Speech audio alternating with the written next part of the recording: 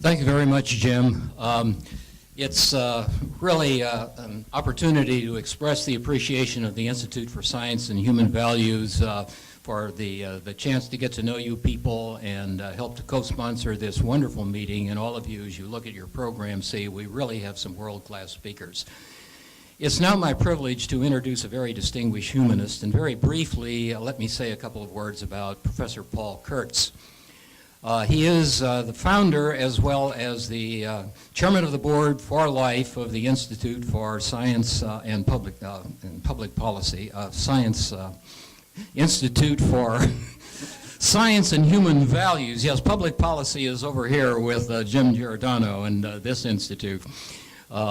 We are primarily dedicated to scholarly studies and topical symposia, of which this is the second. We're a new institute, but Professor Kurtz is also the founder and was longtime leader of the largest free thought humanist organization in the United States, as well as its subsidiaries, as well as a prominent publisher of books, scholarly books, and also some quality science fiction. And it is absolutely correct to say that the Center for Inquiry Transnational simply would not exist today had it not been for Paul Kurtz.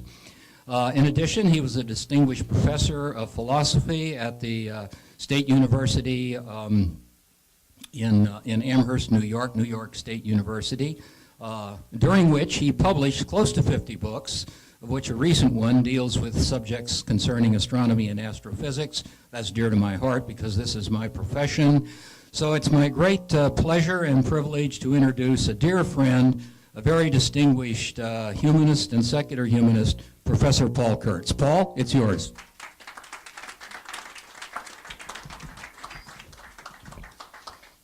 Thank you, Stu. Did I hear you say extinguished or distinguished?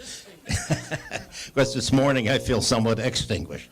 But in any case, I represent the Center for Inquiry, which includes several international organizations, and you may have heard of them. One is CSICOP, the Committee for the Scientific Investigation of Claims of the Paranormal, which goes back to the early 1970s, and which has been examining so many of the paranormal claims which were unexamined in the general public domain. And we published an important magazine called The Skeptical Inquirer. The other phase is the Council for Secular Humanism. Secular humanists?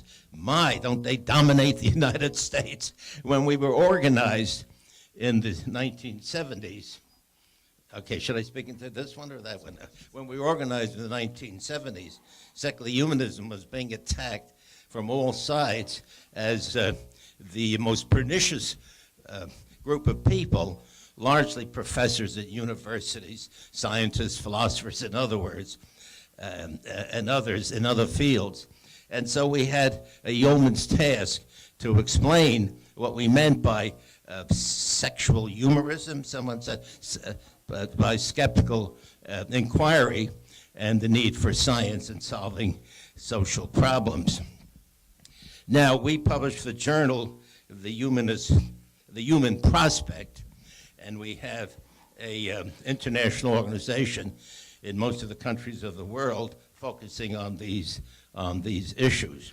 We live in a turbulent universe, and although science is able to find patterns of order and develop regularity, understanding of the regularities to explain human and natural processes, we have a role to play in this. And it's our study of the sciences that help us make wise moral choices. So our focus has been on human values and the effort to work out some understanding of them and to try to take care of or compromise on conflicting points of view.